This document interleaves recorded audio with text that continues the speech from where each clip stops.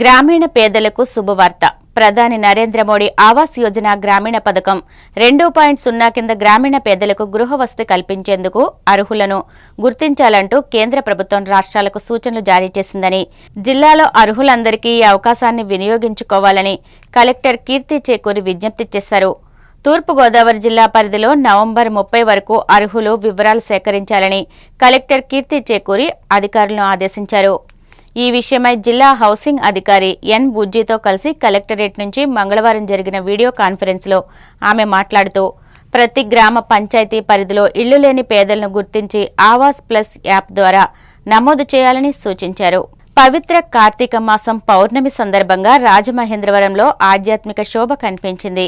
ఈ తెల్లవారుజామునే భక్తులు గోదావరిలో పుణ్యస్నానాలు ఆచరించి శివాలయాలను దర్శించుకుని ప్రత్యేక పూజలు, అభిషేకాలు జరిపారు. ఉసిరి చెట్టు కింద ఆకాశ దీపాలు వెలిగించారు. అరటి దొప్పల్లో దీపాలు వెలిగించి గోదావరిలోకి వదిలారు. దీంతో గోదావరి తీరం, ఆలయాలు భక్తులతో రద్దీగా మారాయి. రాత్రికి ఆలయాల వద్ద జ్వాలాతోరణం వెలిగించి ప్రత్యేక పూజలు జరుపుతారు. రాజమహేంద్రవరంలో జనసేన పార్టీ బలోపేతానికి ప్రతి కార్యకర్త కృషి చేయాలని జనసేన ఇన్ఛార్జ్ అత్తి సత్యనారాయణ పిలుపునిచ్చారు. స్థానిక 46, 47, 48, 49, 50 డివిజన్లకు చెందిన ముఖ్య నాయకులతో నగర జనసేన పార్టీ కార్యాలయంలో ఆత్మీయ సమావేశంలో వివిధ అంశాలపై చర్చించారు. ఈ సందర్భంగా ఆయన మాట్లాడుతూ, త్వరలో ప్రతి వార్డు నుంచి ఔత్సాహికులను పార్టీలోకి చేర్చేందుకు కృషి చేయాలన్నారు. పార్టీని గడప గడపకి ఏ విధంగా తీసుకెళ్లాలో సూచించారు. ఈ కార్యక్రమంలో నగర జనసేన నాయకులు, వీర మహిళలు, అభిమానులు పాల్గొన్నారు. ప్రపంచ పర్యాటక పటంలో ఏపీని సగర్వంగా నిలిపేందుకు కృషి చేస్తున్నట్లు పర్యాటక సాంస్కృతిక శాఖ మంత్రి కందుల దుర్గేష్ తెలిపారు. లండన్లో జరుగుతున్న వరల్డ్ ట్రావెల్ మార్కెట్ 2025 సమావేశంలో పాల్గొని ఏపీ పర్యాటక వాణి వినిపించిన మంత్రి దుర్గేష్, WTMలో రాష్ట్ర సంస్కృతిని ప్రతిబింబించేలా కూచిపూడి నృత్యంతో భారత పర్యాటక మంత్రిత్వ శాఖ ఏర్పాటు చేసిన స్టాల్ను డిప్యూటీ హైకమిషనర్ దేశంలోని వివిధ రాష్ట్రాల పర్యాటక మంత్రులతో కలిసి ప్రారంభించారు. ఈ సందర్భంగా 20కి పైగా అంతర్జాతీయ టూర్ ఆపరేటర్లు, ఇంటర్నేషనల్ హోటల్స్ ప్రతినిధులు, MICE investors, international travel magazines, international media బ్లాగర్స్తో విడివిడిగా చర్చించారు. అంతర్జాతీయ ప్రతినిధులకు రాష్ట్రంలో పర్యాటక పెట్టుబడుల అవకాశాలపై, టూరిజం ప్యాకేజీలపై వివరించారు. అరకు కాపీని అందజేశారు. ఆంధ్ర ఫేమస్ పూతరేకులు రుచి చూపించారు. జీఐ ట్యాగ్ పొందిన ఏటికొప్పాక, కొండపల్లి బొమ్మలను ప్రదర్శించి వాటి ప్రత్యేకతలను, తయారీ విధానాన్ని వివరించారు. పలువురికి వీటిని బహుమతులుగా అందించారు. ముఖ్యమంత్రి సహాయ నిధి ద్వారా వైద్య చికిత్సల నిమిత్తం మంజూరైన 15 లక్షల రూపాయల చెక్కును రాజమహేంద్రవరంలోని తన ఎమ్మెల్సీ కార్యాలయంలో శాసన మండలి సభ్యులు సోము వీర్రాజు లబ్ధిదారులకు అందజేశారు. వైద్య చికిత్సల ఖర్చులతో ఇబ్బందులు ఎదుర్కొంటున్న దిగువ తరగతి కుటుంబాలకు ఈ ఆర్థిక సహాయం ఎంతో తోడ్పడుతోందని ఆయన పేర్కొన్నారు. ఈ కార్యక్రమంలో తీగిరెడ్డి దుర్గా భవానీ, పైలా నూకరాజు, పీర్ ముఖర్జా షేక్, బోడేటి ప్రమోద్ కుమార్లకు మొత్తం 15 లక్షల రూపాయల చెక్కును ఎమ్మెల్సీ సోము వీర్రాజు అందజేశారు.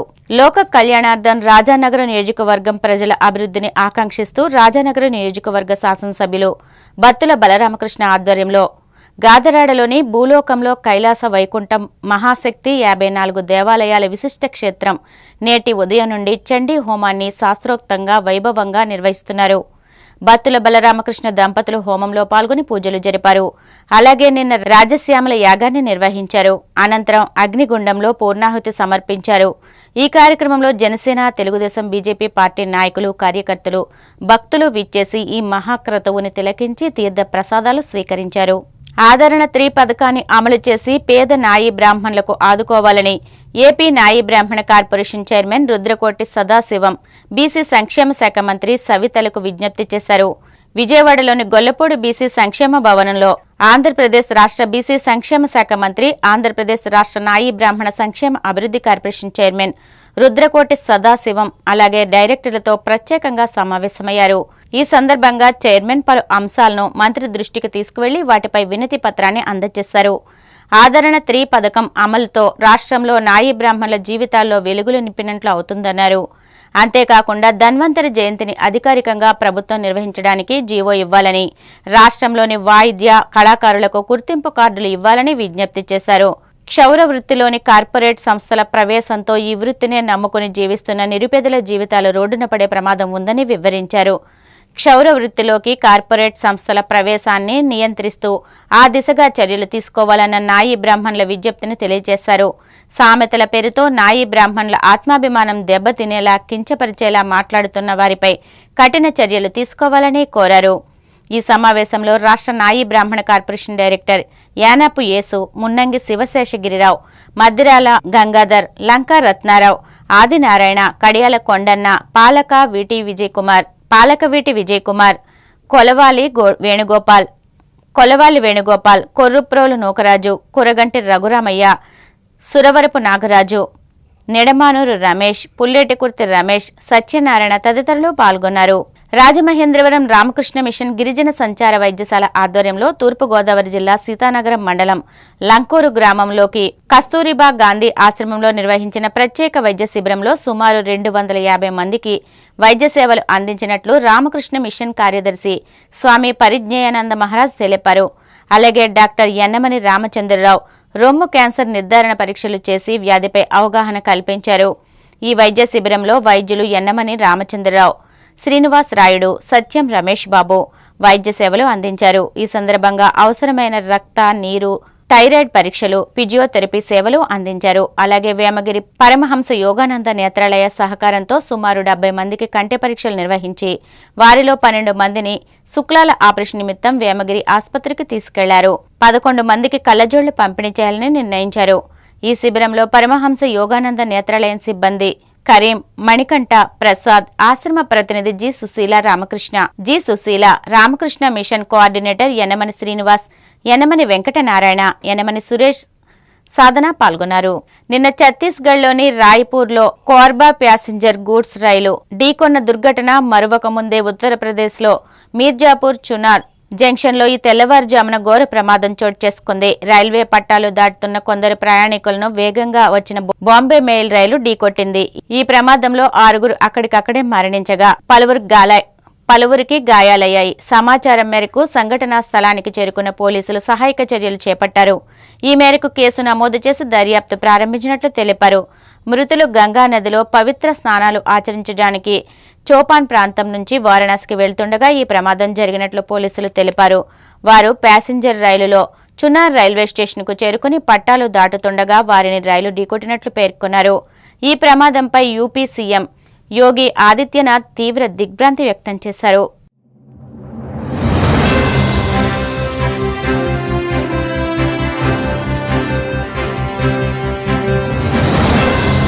సిసిసి డిజిటల్ 230 న్యూస్ బులెటిన్కి స్వాగతం. ముందుగా వార్తల్లోని ముఖ్యాంశాలు. లండన్లో పారిశ్రామిక దిగ్గజాలతో సీఎం చంద్రబాబు వరుసగా కీలక సమావేశాలు. రోల్స్ రాయ్స్, ఆక్టోపస్ ఎనర్జీ వంటి అంతర్జాతీయ సంస్థలతో ఫలవంతమైన చర్చలు. కల్తీ మద్యం కేసులో జోగి రమేష్ ను ఆధారాలతో అరెస్టు చేశామన్న మంత్రి కొల్లు.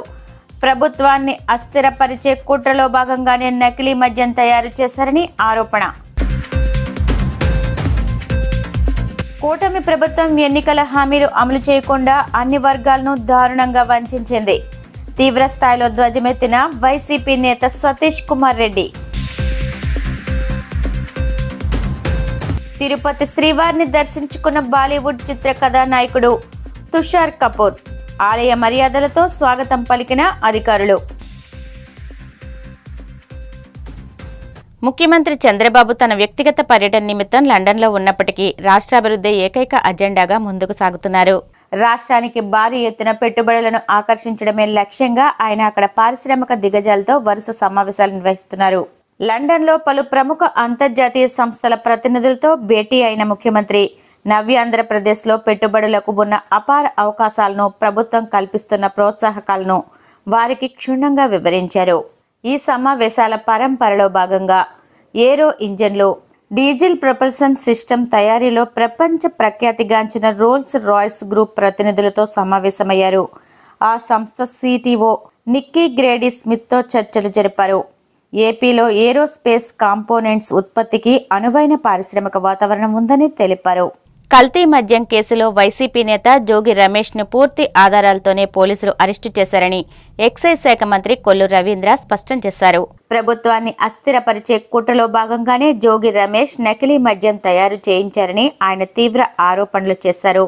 ఈ కేసులో అన్ని ఆధారాలు సేకరించిన తర్వాతే చట్టపరమైన చర్యలు తీసుకున్నారని తెలిపారు. జోగి రమేష్ కు మరో నిందితుడైన జనార్దన్ రావుకు మధ్య ఉన్న సంబంధం అందరికీ తెలిసిందేనని అన్నారు. బీసీల గురించి మాట్లాడే నైతిక అర్హత జోగి రమేష్ కు ఏమాత్రం లేదని విమర్శించారు. ఈ కేసు దర్యాప్తు విషయంలో ఎవరూ జోక్యం చేసుకోవద్దునని మంత్రి హెచ్చరించారు. ఒకవేళ పోలీస్ శాఖలో ఎవరైనా అధికారులు ఉద్దేశపూర్వకంగా జోగి రమేష్ కు అనుకూలంగా వ్యవహరించినా, కేసును తప్పుదోవ పట్టించాలని ప్రయత్నించినా వారిపై కఠిన చర్యలు తప్పవని స్పష్టం చేశారు. ఆంధ్రప్రదేశ్ రాష్ట్రంలో నకిలీ మద్యంలో మాజీ మంత్రి జోగి రమేష్ ఇన్వాల్వ్మెంట్ ఉందనేది పూర్తి సాక్ష్యాధారాలతో సహా మరి అతన్ని అరెస్ట్ చేయడం జరిగింది. అరెస్ట్ చేసినటువంటి సందర్భంలో డీటెయిల్గా అతను ఎప్పుడు, ఎక్కడ, ఎలా, ఎవరైతే జనార్దన్ రావుతో వాళ్ళ అనుయాయులతో అతను ఏ రకంగా దీనికి కుట్ర పన్నారనేది క్లియర్గా కనబడుతూ ఉంది. ఒక ఉద్దేశపూర్వకంగా ఆంధ్రప్రదేశ్ రాష్ట్రంలో మద్యం విధానాన్ని గత ప్రభుత్వంలో చేసినటువంటి తప్పుల వల్ల దాదాపు 30,000 మంది పైనే వాళ్ళ అక్రమ సంపాదనకి బలైపోయారు. అనేక మంది అనారోగ్యం పాలయ్యారు. ఇవాళ దాని మీద సిట్ వేయడం జరిగింది. ఆ సిట్ విచారణ పూర్తి స్థాయిలో జరుగుతూ ఉంది. ఇవాళ దీన్ని ప్రభుత్వం మీద ఒక నకిలీ మద్యాన్ని సృష్టించి ప్రభుత్వం మీద వేసి ప్రభుత్వాన్ని అస్థిరపరచాలనే ఒక దుర్మార్గమైనటువంటి ఆలోచనతో ఈ కార్యక్రమం అంతా చేశారనేది స్పష్టంగా కనబడుతుంది. ఎందుకనంటే ఎవరైతే ఈ కల్తీ మద్యం ఎక్కడైతే జరిగినటువంటి 2 ప్లేసెస్లో కూడా మొలకల చెరువు కానీ, ఆ మొలకల చెరువులో జరిగినటువంటి దాంట్లో ఇన్వాల్వ్మెంట్ ఉండి, అలాగే ఇబ్రహీంపట్నంలో జరిగిన దాంట్లో కూడా ఇన్వాల్వ్మెంట్ ఉన్నటువంటి జనార్దన్ రావు, వీళ్ళిద్దరికీ ఉన్నటువంటి సంబంధాలు క్లియర్గా కనబడతా ఉన్నాయి. ఎప్పుడైతే 2006 నుంచి వీళ్ళు వ్యాపారంలో భాగస్వాములుగా ఉన్నారు. 2006 నుంచి బార్లు పెట్టి ఆ బారుల ద్వారా స్వర్ణ బార్ అని చెప్పి 2006-2019లో దాన్ని చెర్రీస్ కింద మార్చుకుని అక్కడ లావాదేవీలు చేసుకున్నారు ఈ జనార్దన్ పెట్టుకుని.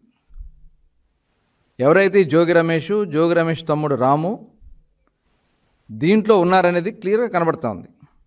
అలాగే బాలాజీ బార్, మరొక బార్ పెట్టుకుని దాన్ని మళ్ళీ గుడ్విల్ అనే పేరు మార్చి, తర్వాత మళ్ళీ ఏఎన్ఆర్ బార్ అని మార్చి 2017లో ఇబ్రహీంపట్నంలో ఒక సిండికేట్ కూడా నడిపి 2017 నుంచి 19 వరకు వీళ్ళు సిండికేట్ కూడా నడిపి లాభాలు పంచుకున్నారు.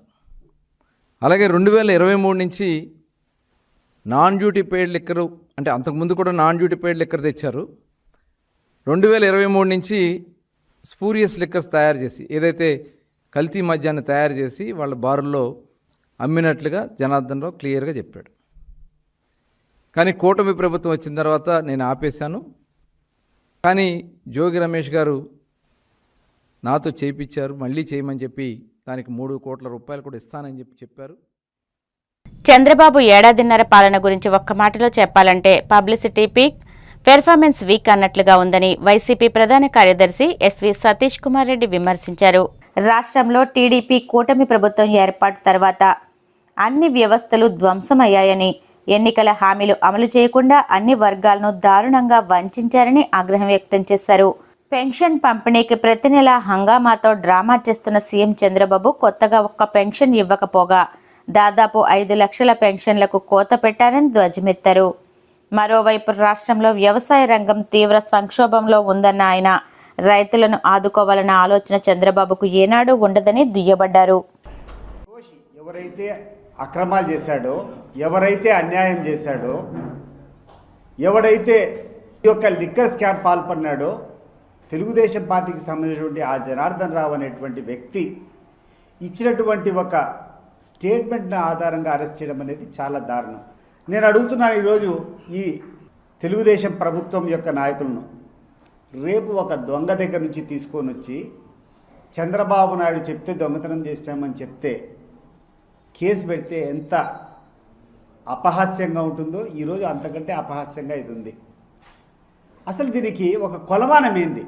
జోగి రమేష్ని మీరు దోషిగా చేసి అరెస్ట్ చేశారే, దీనికి కొలమానం ఏంది అని చెప్పి నేను అడుగుతున్నాను. జనార్దన్ రావు అనేటువంటి వ్యక్తి ఆయన ఇచ్చేటువంటి వాగ్మూలం కాకుండా ఒక తప్పు చేసినటువంటి ఇచ్చినటువంటి ఒక స్టేట్మెంట్ మినహా ఏమైనా సాక్ష్యాలు ఉన్నాయా? ఎక్కడైనా ₹1 ట్రాన్సాక్షన్ నువ్వు జోగి రమేష్కి ఇచ్చినట్టు ఎక్కడైనా ఒక ఆధారం ఉందా అని చెప్పి నేను అడుగుతున్నాను. మరి ఇంత దారుణంగా ఈ యొక్క తంబలపల్లి నియోజకవర్గం మొలకల చెరువులో జరిగితే అక్కడటువంటి ఆ నియోజకవర్గపు ఇన్ఛార్జ్ దానికి బాధ్యులని చెప్పి ప్రపంచమంతా తెలుసు. ముఖ్యంగా మా కడప జిల్లాలో ఉన్నటువంటి వాళ్ళకు, పక్కనే ఉన్నటువంటి అన్నమయ్య జిల్లాలో ఉన్నటువంటి ప్రతి ఒక్క చిన్న పిల్లవానికి కూడా తెలుసు. అది ఆ తంబలపల్లి నియోజకవర్గం యొక్క ఇన్ఛార్జ్ యొక్క కనుసైగల్లో జరిగింది. ఆ జిల్లాలో ఉన్నటువంటి మంత్రి కనుసైగల్లో జరిగింది. తెలుగుదేశం పార్టీ నాయకుల యొక్క కనుసైగల్లో జరిగింది అనేది ప్రతి ఒక్కరికి తెలుసు.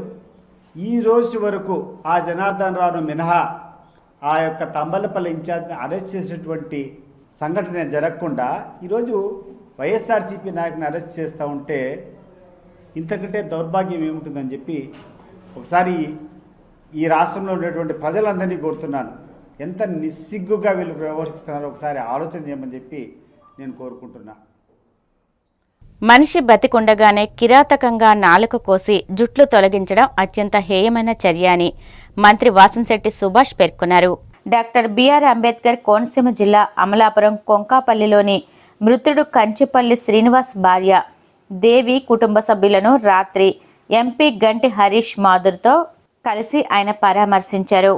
అనంతరం మంత్రి మాట్లాడుతూ అతి కిరాతకంగా హత్య చేసిన నిందితులను విడిచిపెట్టేది లేదని హెచ్చరించారు. కోనసీమ భవిష్యత్తులో ఇలాంటి సంఘటనలు పునరావృతం కాకుండా చర్యలు తీసుకుంటామని ఎంపీ పేర్కొన్నారు.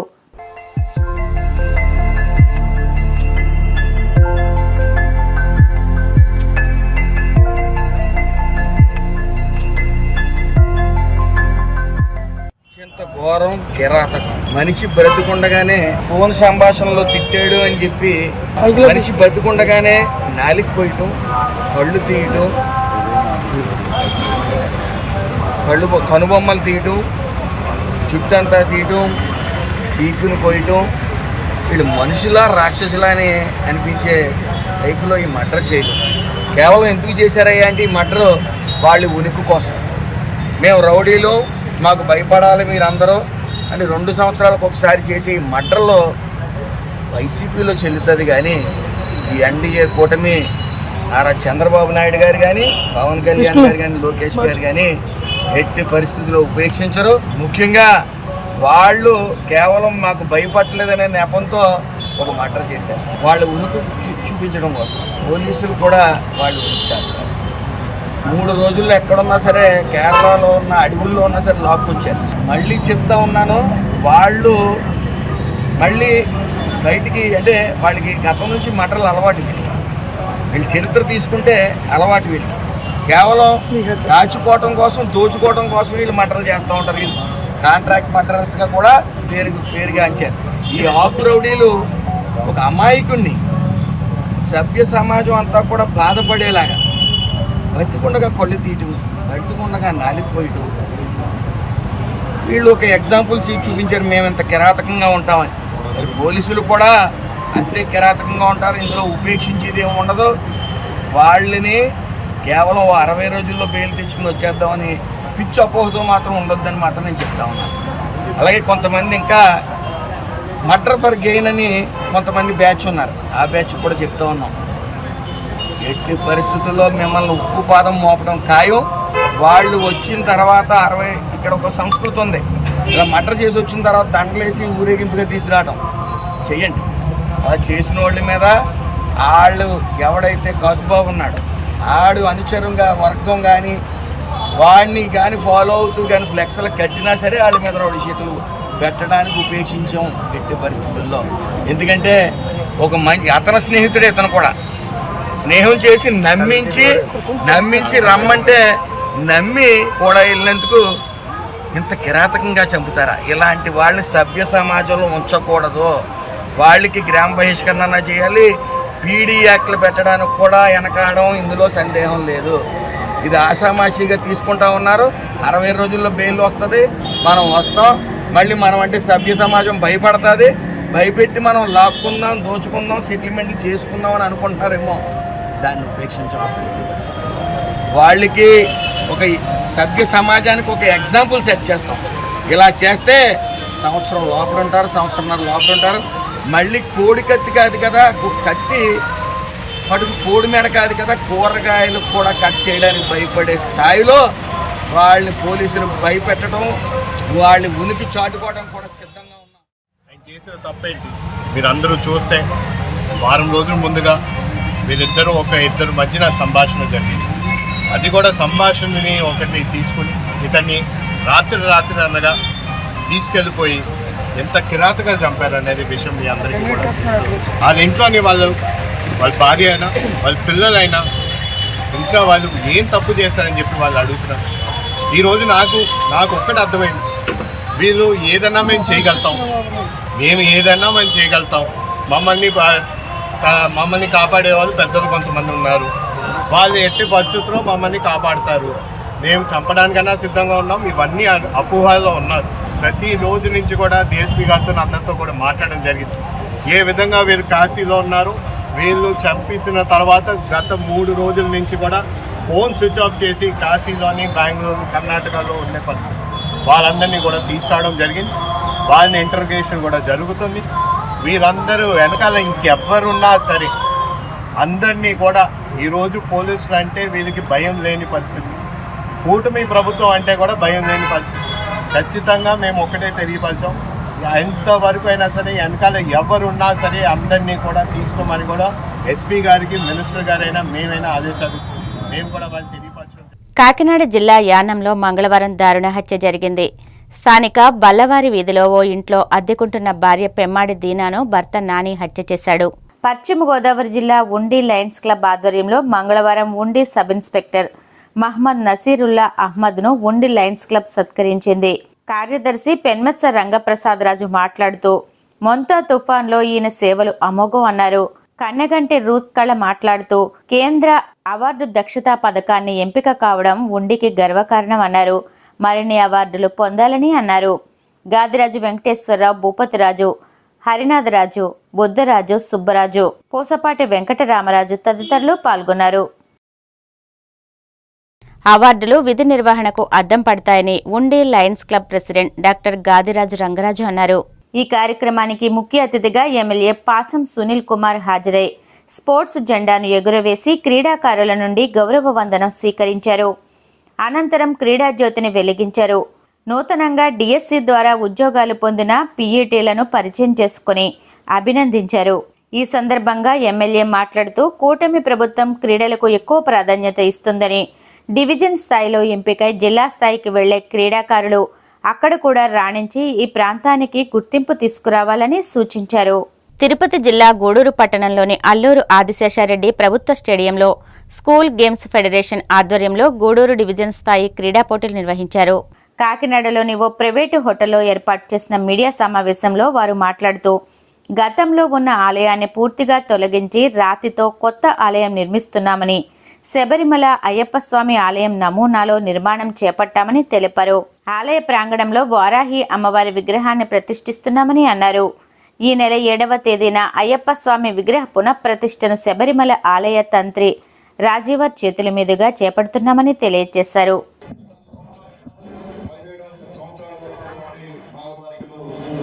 Шкільні ігри.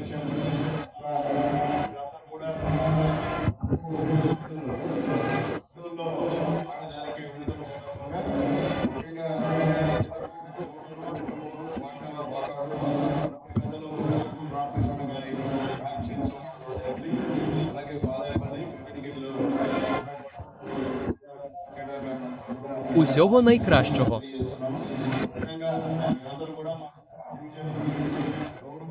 За.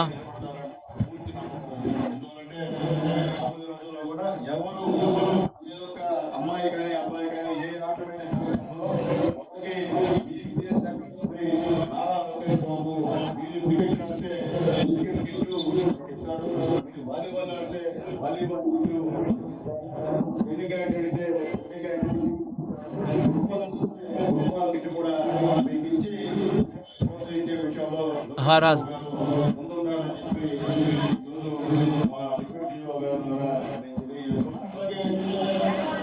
Як справи?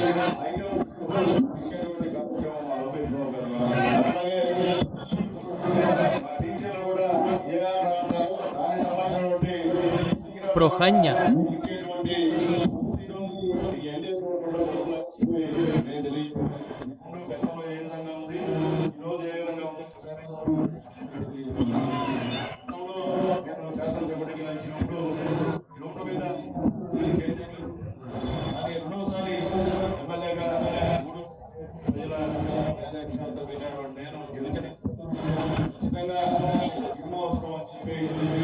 Уряду.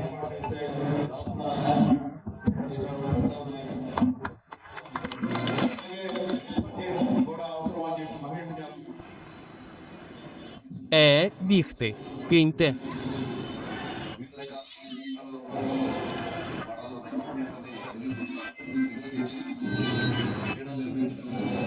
Кілька?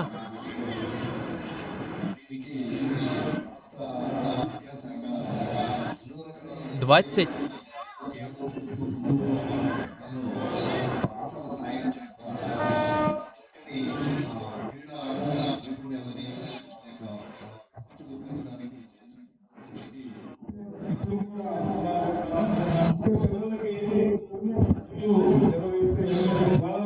На.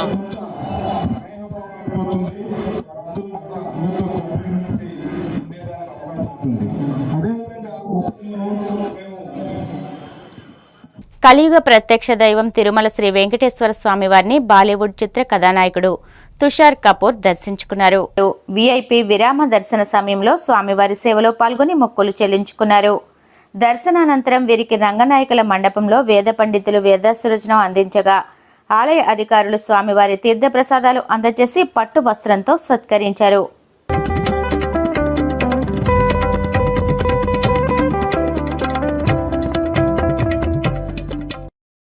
Я приїхав до Баладжі через 6 місяців. Я приїжджаю щороку, і це моє задоволення. Я приїжджаю вже 45 років з дитинства.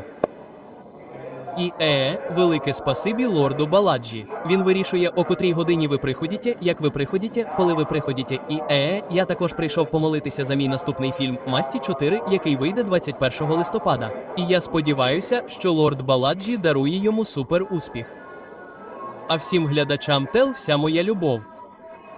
Раніше жив у Хайдарабаді, і в дитинстві в мене там був будинок. Тому я також із задоволенням знявся б у фільмі на Телугу. Якщо буде хороший сценарій з гарним банером і гарним режисером, я б також із задоволенням знявся у фільмі на Телугу. వార్తలు ముగించే ముందు ముఖ్యాంశాలు మరొకసారి. లండన్లో పారిశ్రామిక దిగ్గజాలతో సీఎం చంద్రబాబు వరుసగా కీలక సమావేశాలు. రోల్స్ రాయ్స్, ఆక్టోపస్ ఎనర్జీ వంటి అంతర్జాతీయ సంస్థలతో ఫలవంతమైన చర్చలు. కల్తీ మద్యం కేసులో జోగి రమేష్ ను ఆధారాలతో అరెస్టు చేశామన్న మంత్రి కొల్లు. ప్రభుత్వాన్ని అస్థిరపరిచే కుట్రలో భాగంగానే నకిలీ మద్యం తయారు చేశారని ఆరోపణ. కూటమి ప్రభుత్వం ఎన్నికల హామీలు అమలు చేయకుండా అన్ని వర్గాలను దారుణంగా వంచింది. తీవ్ర స్థాయిలో ధ్వజమెత్తిన వైసీపీ నేత సతీష్ కుమార్ రెడ్డి. తిరుపతి శ్రీవారిని దర్శించుకున్న బాలీవుడ్ చిత్ర కథానాయకుడు తుషార్ కపూర్. ఆలయ మర్యాదలతో స్వాగతం పలికిన అధికారులు. ఈనాటి సిసిసి డిజిటల్ 230 న్యూస్ బులెటిన్ ఇంతటితో సమాప్తం. నమస్కారం.